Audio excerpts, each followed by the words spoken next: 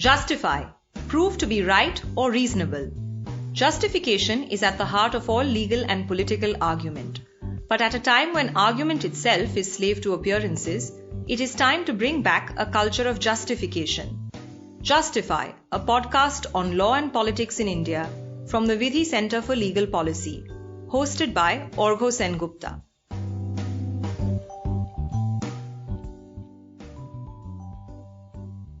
Welcome to the 10th episode of Justify. You're with me, Orgho Sengupta, and today we'll be joined by Anuj Bhuwania, the author of the excellent book Courting the People.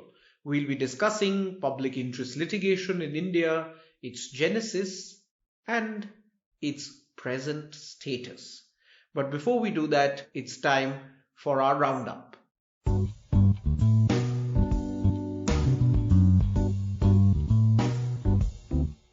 Our roundup today is a bit different.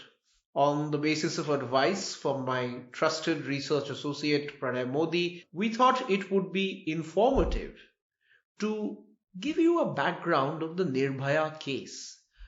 Many have written in, and many more must be wondering as to what's happening with the hanging. What is this endless procedure that seems to delay their hanging despite successive dates being announced? So we thought that we would unpack this case a little bit and talk to you about the delays, not necessarily at this stage, but at previous stages in the proceeding. So our roundup today is only on the Nirbhaya case. As all of you know, on December 16th, 2012, the streets of Delhi witnessed the horrific gang rape and murder of a 23-year-old medical student dubbed Nirbhaya. Within a few days of the incident, the Delhi police arrested 5 adults and 1 minor in connection with the crime. They were charged under the IPC and, because of the tremendous amount of public pressure, were tried by a fast-track court. Court proceedings started on January 17, 2013, and within 8 months, 5 accused were convicted and given the death penalty. 1 minor was sent to a remand home under the Juvenile Justice Act. Subsequently, one of the accused committed suicide in prison, and so we are left with 4 accused on whom the sword of the death penalty hangs. It's been more than 7 years since, and the law has still not completed its course. Why has this happened? On September 13, 2013, the accused were convicted of 13 offences, including gang rape and murder. The death sentence was passed on them by a trial court in Delhi. Any death sentence passed by a trial court requires confirmation by the High Court.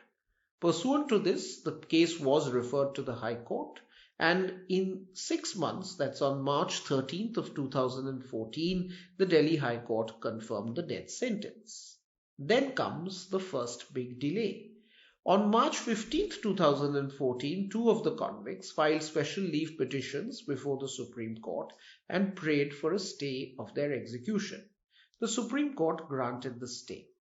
A few months later, in July of 2014, the 2 remaining convicts also filed SLPs with the same prayer, and all 4 petitions were tagged together and all executions were stayed. The next hearing was on August 26th, where the Supreme Court was informed that as per the newly amended rules, the matter had to be listed before a 3-judge bench. The court then ordered that this procedure be followed. Following this procedure, however, meant that the matter was only listed and heard on April 4th, 2016. That's more than 2 years after the matter first came to the Supreme Court.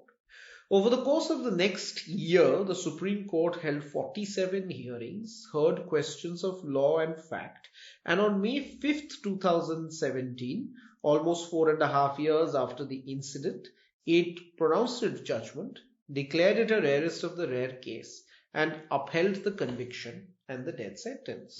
So you might wonder what happened between 2017 and 2020. This was the second big delay. Now, on November 6, 2017, convict Mukesh filed a review petition under the Supreme Court's decision Two other convicts also filed review petitions, that's Vinay and Pawan, on December 15th. On July 9th, 2018, after more than 7 months, the Supreme Court dismissed all three review petitions. Then, for some inexplicable reason, there was no effort to execute the death sentence for more than a year. The final convict, that's Akshay, filed a review petition against the Supreme Court judgment in December of 2019. Within 10 days, the Supreme Court dismissed his review petition. So now we have come up to December 2019 from December 2012 when the incident happened. It's been 7 years. So what happens between January and February 2020? At the end of 2019, all convicts have used up their review petitions. However, curative petitions, that's allowing the Supreme Court to correct an egregious wrong, as well as mercy petitions, that is a plea for clemency and forgiveness before the President, could still be filed.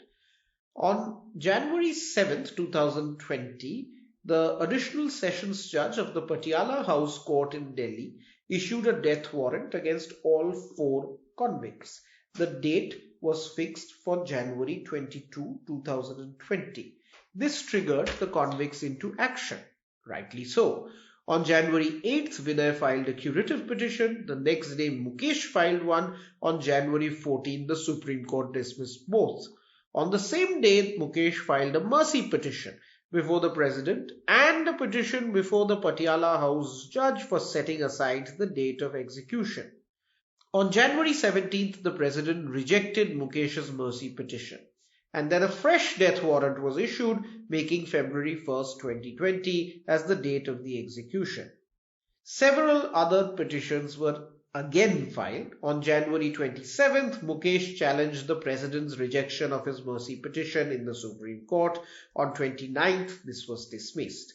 On January 29th, Vinay filed his mercy petition and Akshay filed a curative petition before the Supreme Court. All of these were dismissed.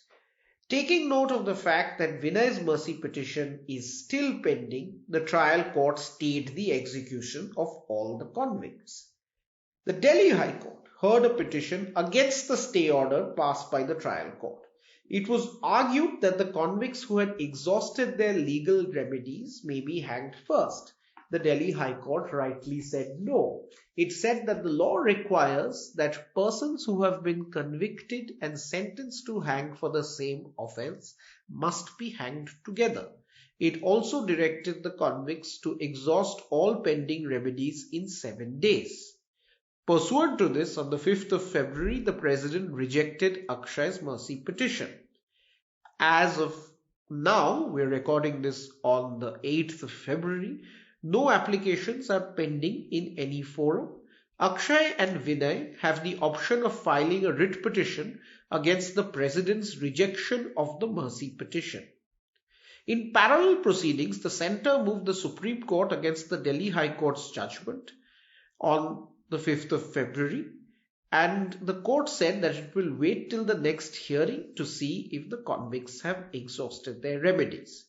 Meanwhile, in the last twist to the tale, the Tihar jail authorities have also approached the Delhi High Court seeking a new date of execution.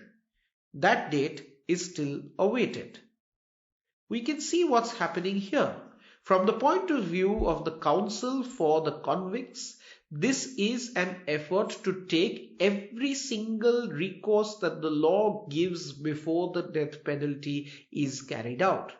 This is both strategic as well as wise, because if the death penalty is going to be meted out, then every possible legal remedy should be exhausted.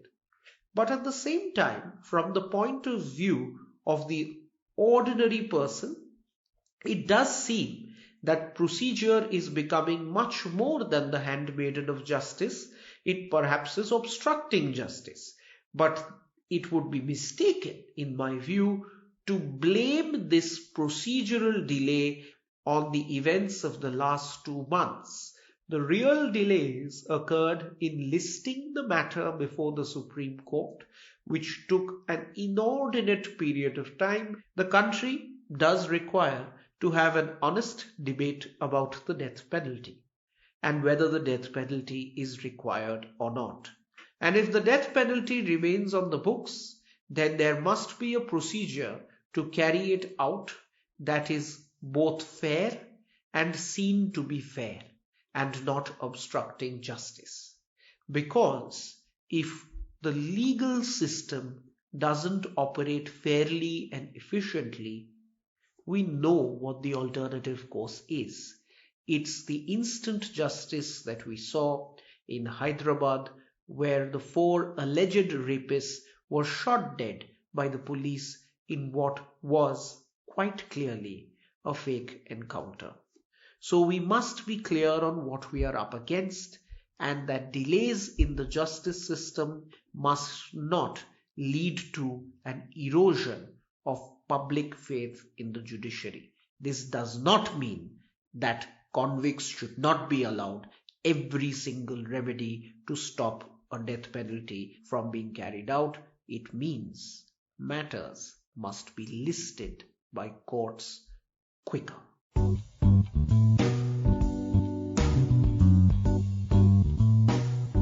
Our deep dive today is on public interest litigation. Hard cases, it is said, make bad law. This is widely considered true for the Supreme Court of India, which held in the height of the emergency in ADM Jabalpur versus Shivkant Shukla that detainees under the Maintenance of Internal Security Act could not approach the courts if their fundamental rights were violated.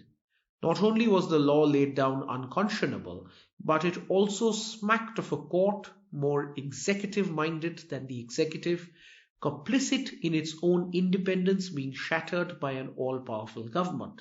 There were several phrases used by the court which essentially indicated that life and liberty guaranteed by the Constitution to every Indian was the bounty of the government. And really, it was one of the darkest days for the court. So deep has been the impact of this judgment that the Supreme Court's current activist avatar with public interest litigation is widely viewed as having its genesis in a continuing need to atone. Expressions of such atonement have created, in my view, another court made to measure, this time not to the measure of the government, but rather the whims of some of its individual justices. Justice Bhagwati, the pioneer of the public interest litigation movement in the Supreme Court, publicly apologized for his judgment in ADM Jabalpur. At his behest, the court came to the rescue of bonded labor, girls in protective homes, under-trial prisoners, minimum wage workers, and several other disadvantaged and needy groups in society. The radical nature of such judicial intervention, coupled with the sweeping nature of orders against elected governments, makes the inference irresistible that public interest litigation was the court's humanist and shrewd atonement for its genuflection before the government during the emergency. Today, however, whilst public interest litigation may have restored some of the independence of the Supreme Court that it might have lost in the emergency, there are warning signs again. Public interest litigation achieved a degree of public profile for the court, but perhaps at the cost of quality, judicial discipline, and the constitutional role that judges are expected to perform. Today, the court monitors criminal trials, protects the environment, regulates political advertising, lays down norms for handling sexual harassment cases at the workplace, sets guidelines for adoption, supervises police reform, administers cricket in India, decides on who should enter particular temples, among a range of other governance tasks. That all these tasks are crucial but tardily undertaken by the government can scarcely be questioned. But for an unelected and largely unaccountable institution such as the Supreme Court to be at the forefront of matters relating to governance is equally dangerous. The choice of issues it takes up is arbitrary, their remit is not legal, their results are often counterproductive, requiring a degree of technical competence and institutional capacity that the Supreme Court simply does not possess. In this light, there have been some signs of withdrawal. Justice Indu Malhotra's dissenting judgment in the Shabarimala case seems to be bringing back some procedural limits on public interest litigation. Chief Justice Bobde's recent suggestion in the Supreme Court that the court is being used for party political ends is also a statement in the same direction. Today, it seems that public interest litigation is a pill too far. But where is it going to go?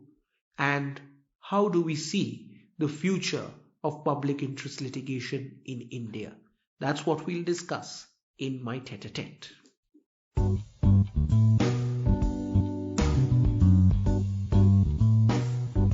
Today I have with me Anuj Bhuwania, who's a professor of law at Ambedkar University and author of the excellent book Courting the People.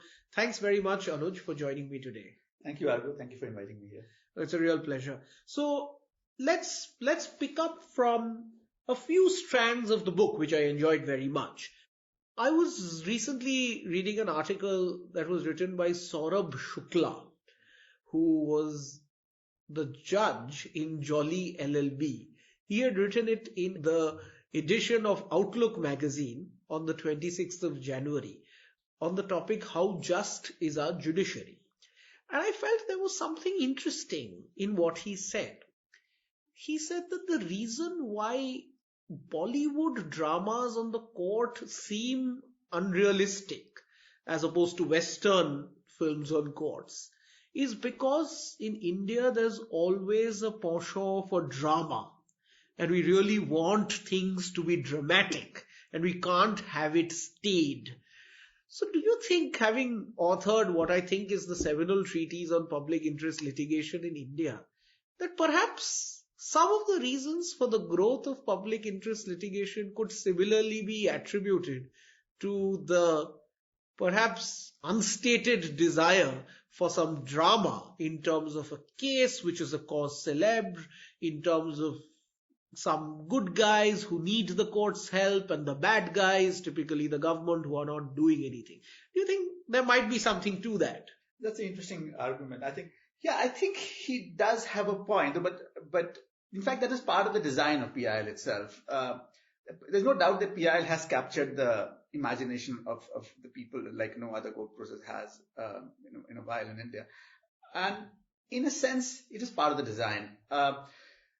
PIL was, in a sense, the culmination of the 1970s, the perceived crisis of the Indian judicial system, which was underlined by Mrs. Gandhi and her Lieutenant Mohan Kumar Mangalam repeatedly about the fact that the Indian legal system was not Indian enough. So the idea that it was an alien imposition, that it was Anglo-Saxon, that it was too formalistic and therefore un-Indian, was part of the allegations. I mean, of course, there was a question of elitism, which they repeatedly underlined as well, but definitely this was part of the issue. And if you look at the 70s, the reports that came out as a result, led by Krishna and Bhagwati, who of course not coincidentally are also the self-proclaimed founders of PIL.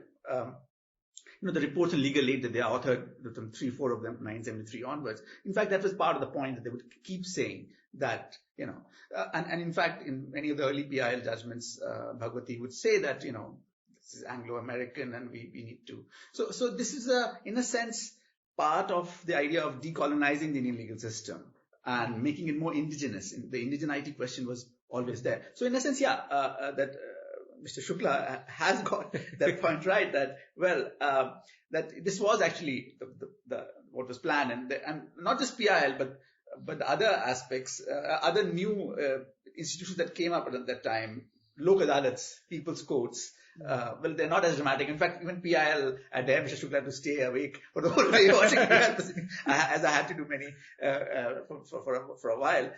So they sound dramatic, but I mean, they can get very, very dramatic at times. But I guess you're right. But I guess the larger point, as you rightly made, is one of indigenization. Absolutely. And we want something that's more authentically Indian. Absolutely. And so PIL is the answer in post-colonial India. Yeah. But that's actually a very interesting genesis that you attribute to PILs.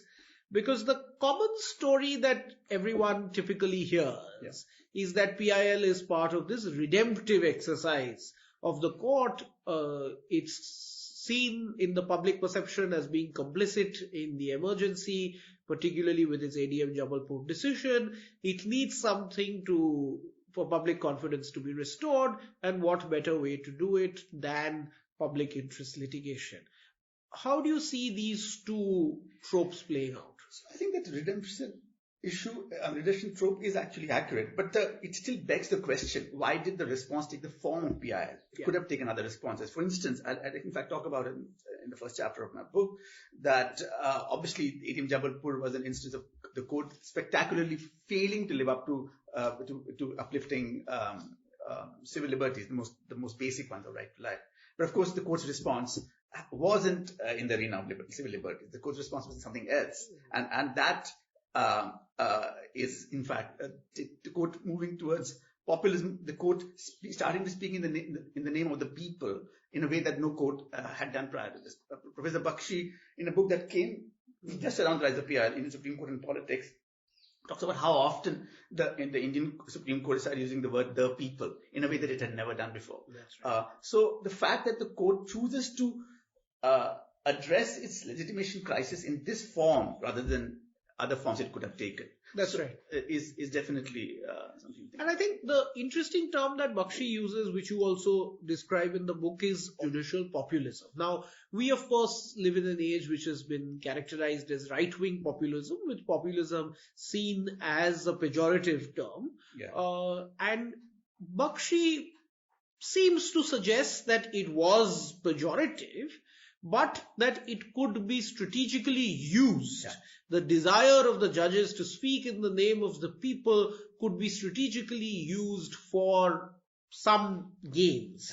Now, how do you see judicial populism as a person who's thought about the Constitution deeply? Yeah, there are many aspects to this.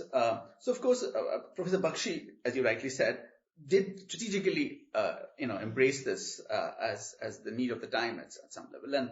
And in fact, towards the end of that book, he discusses many instances of the early PIL cases, the prison reform, etc., Subsuhil Patra, etc., as instances of that.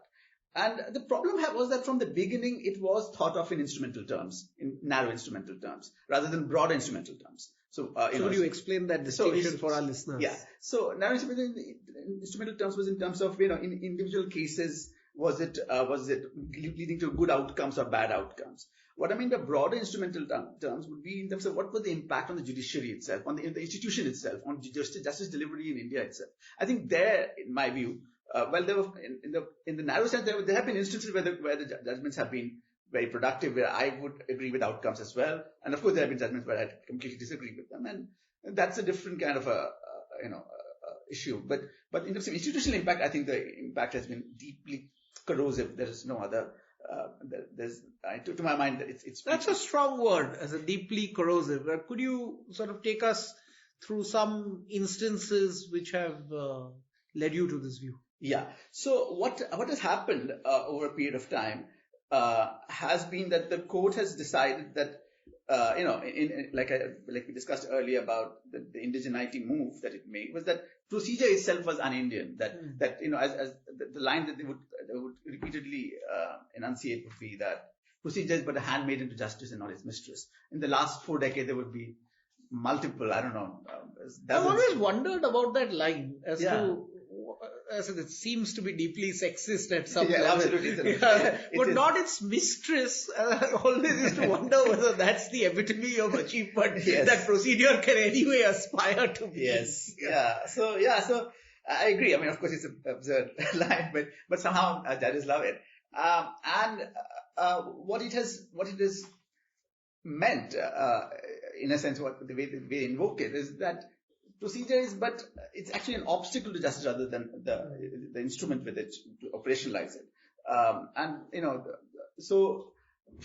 this is a cross arena. So much of what I talk about in the book is of course about PIL, but this idea that informality is the answer, informality, the panacea to the crisis of the Indian legal system, has actually penetrated almost every aspect of the legal system. When I was in law school in the late 90s, we would often hear that PIL does not, there cannot be PILs in criminal matters or service matters. There's no such rules, of course, anymore, and that is the very nature of PIL, that no rules can obstruct its progress. In fact, yesterday in the Sabrimala case, we heard Mr. Parasaran argue that because it's a PIL, there cannot be a limit on the review jurisdiction with which the court has referred it to the higher bench. But this is just an example. This is just every day there are instances one can think about.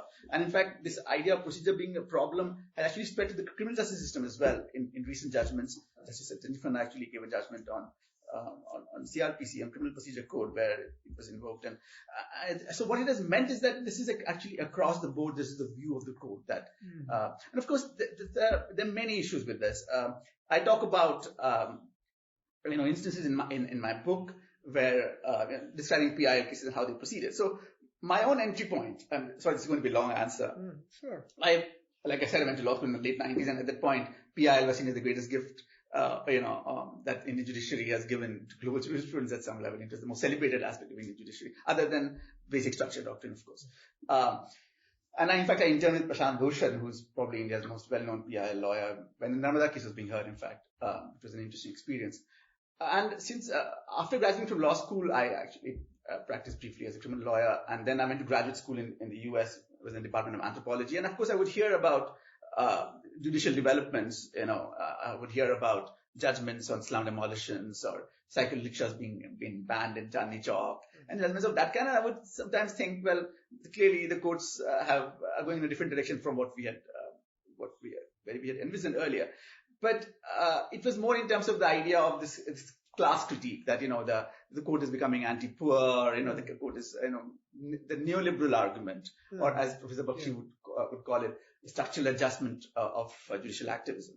But when I came to India for my fieldwork as part of this book is actually an anthropology, is a culmination of an anthropology PhD, which was then converted into a book. So what I observed then, so actually my work started through a particular instance of a basti in Timarpur near Delhi University getting an eviction notice. I had a friend who used to live there, and the funny thing was that the basti dwellers, the slum dwellers of that area, had actually never heard of the case under which the eviction was ordered. So there was a eviction notice which mentioned a writ petition in the Delhi High Court where this evictions were ordered. Except these people had never been parties to the case, and I was trying to help my friend with that notice. And then I started looking at the case. I started looking at prior orders. I started attending the hearings, looking at what the assistant engineer of MCD of that area was trying to do under that case. And then what I realized was that after I started following the hearing, this was the Kalyan Sanstha case, which I talk about in chapter 3 of my book. This is the case under which the whole of Delhi was divided into municipal zones, and each zone was given to a court commissioner appointed by the Delhi High Court, who were lawyers, who would be given the powers to address all illegal constructions happening in that municipal zone. I mean, each municipal zone in Delhi would typically have more than 1 million inhabitants. It's a pretty large area. So anybody could call up the court commissioner and talk about illegalities happening in terms of occupation of public land, etc. And so sort of a parallel administration. Absolutely, it was definitely a takeover of governance. And then they would take that complaint to the monitoring committee, which is also appointed by the court, and the monitoring committee would take it to court, who would say action taken report may be filed.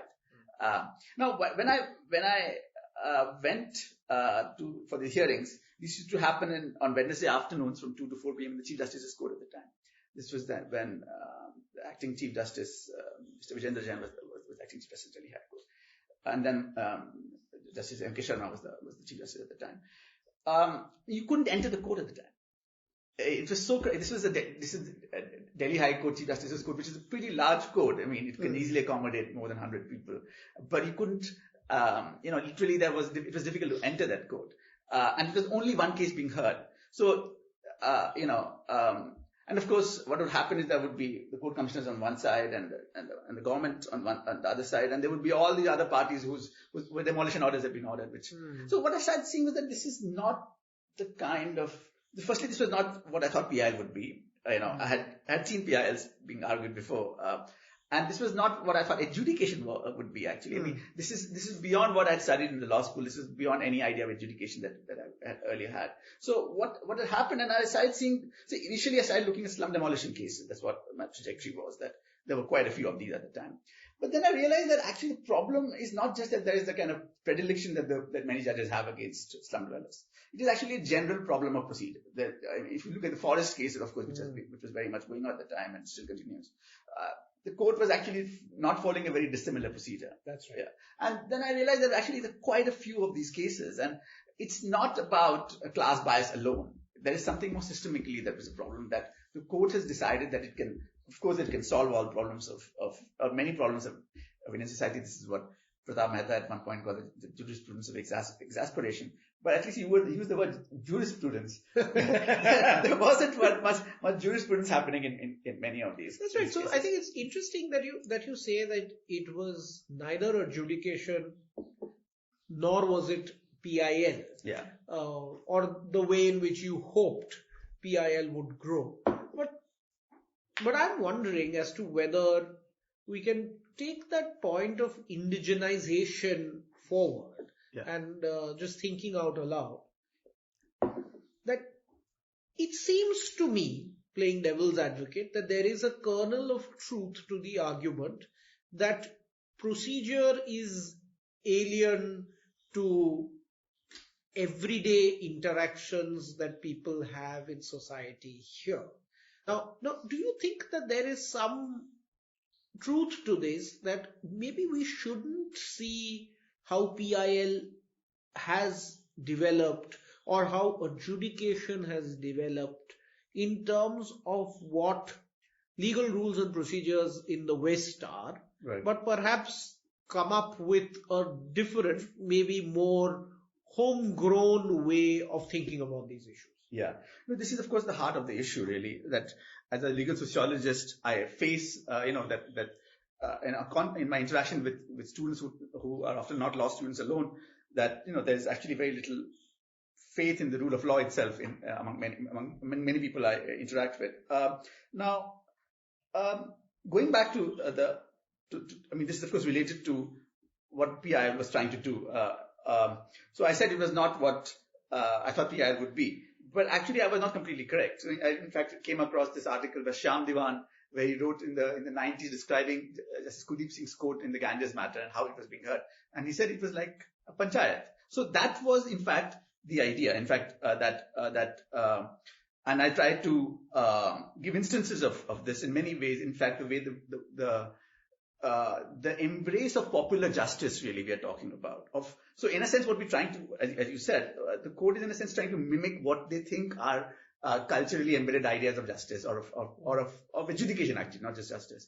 And they're trying to say that, well, we will try to Indianize ourselves. But it's like what the extant practices or ideas are of Indian people, the judges, who are actually trained very much in the English and American system, like you and I, tried to enact that. But it's interesting also because, as we know, PIL only happens. PIL is only in the appellate courts, in High Court and Supreme Court, which have increasingly become difficult spaces to access for people, not in terms of judiciary, but in terms of purely in terms of entering those highly security conscious places where. And if you go attend if people who have seen the courts in action realize that it's a space which are very distant. That's right. It's with these liveried people pushing the chairs and wearing turbans in a very colonial style, etc. So that part never changed. In fact, if people who have been to the trial courts, they would see a much more accessible system, but of course procedurally very complex very often.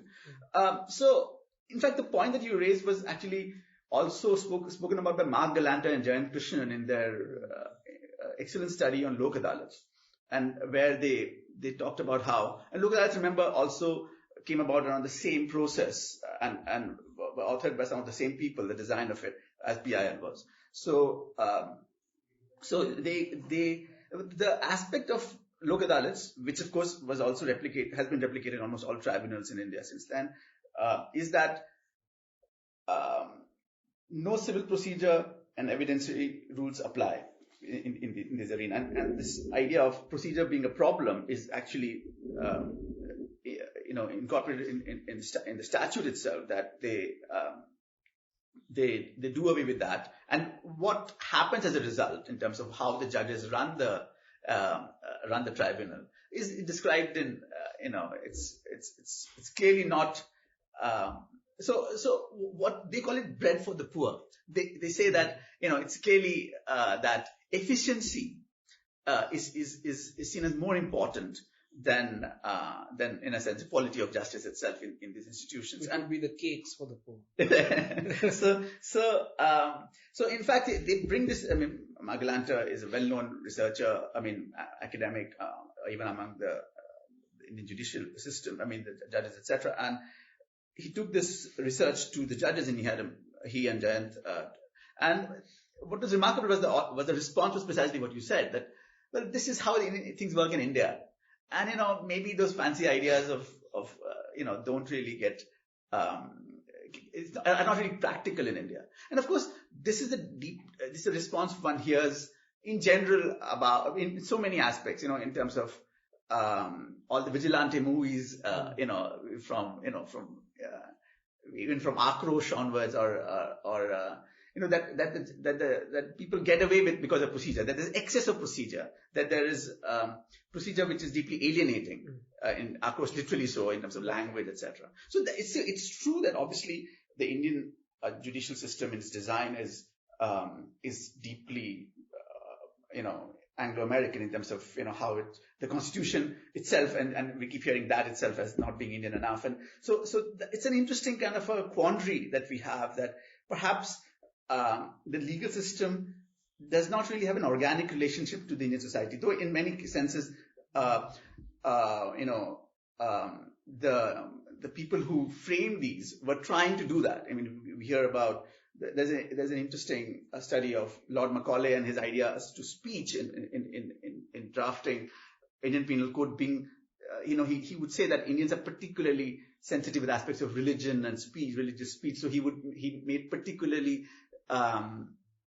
severe penalties which didn't exist in common law in England at the time for India. Similarly, as we know, the constitution drafters, while they were very much, in an exercise of comparative constitutional law, but very much they were also trying to adapt it to Indian realities. Mm-hmm. So although that was there, but we constantly hear that the whole system, the whole idea of such enactments, or the ways in which the legal system itself has been thought about, are deeply Anglo-American, and this is a real problem at some level. And this is what Mrs. Gandhi and Mohan, astute politicians that they were, got that point, So, but the problem is that we assume that there can be an organicity between legal system and society. I mean, this is of course the problem of legal transplants, as we call it in sociological literature. I mean, the question of the history of laws all over the world has been of laws being transplanted from one place to another. Roman law being introduced in Western Europe, then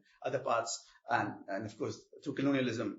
The idea that there is an organic relationship between the legal system and the society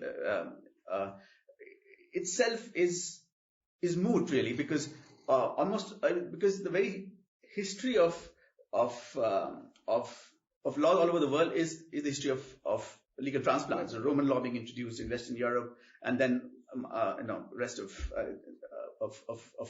the Americas, and of course.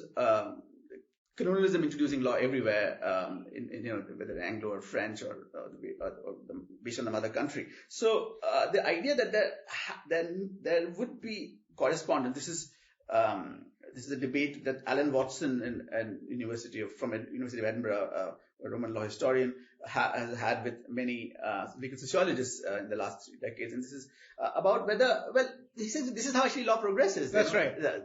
That this is how it works. That you introduce the law and then it grows and the march of the law. March of the law. So it's this is one way of thinking about it. But there is a problem. There is a problem. That's right. Yeah. And so perhaps, I think to bring it back to PIL, I think this is an interesting time to discuss this, because with going back to the Sabrimala judgment, which you had mentioned, and I think it would be I think a discussion on PIL now would be incomplete without a reference to the original Sabrimala judgment. Let's not get into this review and what's going to happen here. Sure. Although there are some interesting questions about procedure making a comeback, even in whether this review should be heard or not. But in Indu Malhotra's dissenting judgment, you do find a very clear evidence of the fact that there is some return of a procedural question. Yeah. Now, it's quite ironical that the return of the procedural question is on the issue of standing, the very thing that public interest litigation was supposed to relax. Yeah. Perhaps the only question that need not be answered in public interest litigation. Right. But you see, the return of procedure to public interest litigation seems to be through the question of standing, which seems to be representative of a larger discomfort with the institutional role of the court and what it does to judicial legitimacy if courts are going to pontificate and rule on matters that are not seen as primarily questions of law. So how do you look at Justice Malhotra's dissent in Sabrimala? So I am quite sympathetic to it. So my view has been that, when the relaxation of locus standi, as you said, is the most well-known aspect of PIL. This is the very different definition of PIL if we studied it. But the difficulty with its design was that, while the relaxation itself was a good idea, but there was no institutionalization of rules with regard to understanding standing. So this is actually best explained through Clark Cunningham's counterposing what he calls representation standing and citizen standing. That's right. That is that while even in cases of representation standing, it would not just be the parties affected or the victim concerned who would be approaching the court. It could be a representative of that person. But in fact, this idea of representation standing is an extrapolation of the idea of habeas corpus. That's right. In habeas corpus cases, obviously the victim cannot approach the court directly. So somebody, the next friend approaches the court on his or her behalf. And representation standing would be an extrapolation of that idea. And that was in fact what it was in the so-called first PIL, which was the Hussain or Khatun case.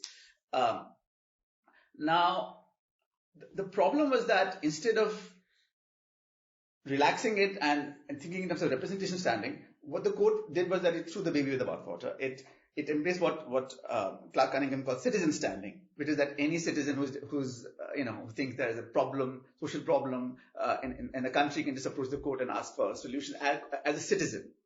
Now the difficulty was that that person did not really bring anything necessarily to the court. It did not bring any special knowledge of any kind, any particular. The facts of the case as we study as law students became increasingly irrelevant in that sense. So it became like what in criminal justice system we have the informant, filing an FIR who may or may not be directly affected at all. So what you would suppose I witness some criminal activity happening and I bring it to the attention of the police and file an FIR. I am actually not that important to the case. The police can take it to whatever direction they deem fit. And this is what happened increasingly in PIL cases that the court basically could treat the petition as just information that it could take to whatever direction it deemed fit. So I think in the Sabrimala case, Justice Malhotra does try to bring that. I mean, the problem that Justice Bhagwati and others, from SP Gupta onwards, this is the first judge's case where there was a theorization of what PIL was supposed to be. The difficulty was that they opened the gate too wide. That anybody could take any matter to court without having any stake in the matter, in the issue concerned. So Justice Malhotra trying to bring that question, I think is important. That who are you, to bring this issue when you are not even actually directly concerned at all? And this is a problem. So I think last question from me. After Justice Malhotra's dissent, of course, there have been similar noises of this kind that we've heard. The Chief Justice of India has recently said that he's aware of the fact that the court, particularly its PIL jurisdiction, is used to settle political disputes. Right. And I think there is perhaps an increasing recognition of the fact that, in your language, the gates have been opened too wide.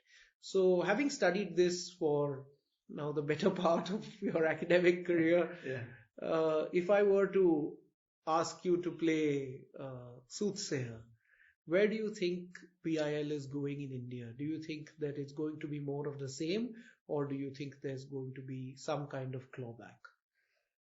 I wish there was some kind of clawback, but I don't see that happening. You see, the courts have always been inconsistent when talking about rules with regard to PIL or any such thing. The standard issue of people going to court with regard to going directly under Article 32 to the Supreme Court, and the court saying go back to High Court, where of course it periodically does the opposite as well. So the thing about the last 40 years of PIL and the concomitant informality has been that the court has actually never really given a clear position on many of these issues. Whenever it wants, it can become extremely technical and strict, and whenever it wants, it can depart from it.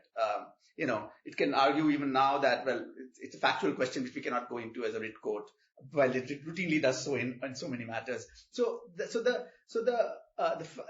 court has never really given clear principles. It's actually refused multiple times to frame clear rules to abide by PIL. So that's the very nature of the evolution of the last 40 years, that there would periodically be a judge in some matters who would, there was Justice Kaju in the first half of the 2010s who would suddenly talk about being strict with that. And that Aravali Golf Club. Yeah, and when Justice Kapadia was the Chief Justice, he also tried to get a little strict with those things, but it went away immediately with the next Chief Justice. And with regard to the so-called settling of political schools, this is of course an old story at some level. This has been happening, and the court has taken cognizance of this also in multiple instances. So whenever it wants, it could call it passive income litigation and publicity interest litigation and all that, and political interest litigation. The thing is that doesn't actually address, these are just symptoms. Doesn't address the core problem that you cannot have a jurisdiction without any rules, and the court has refused to consistently actually make such. Maybe I think that's a good point to leave it, that you can't have a jurisdiction without rules, and that's what PIL has become.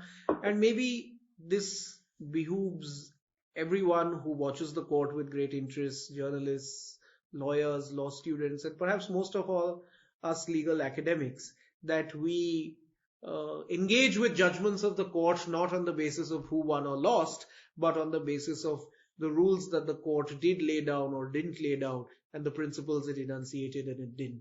It was a real pleasure having you, Anuj. Thanks very much for joining me. Thank you, Arvind. My pleasure.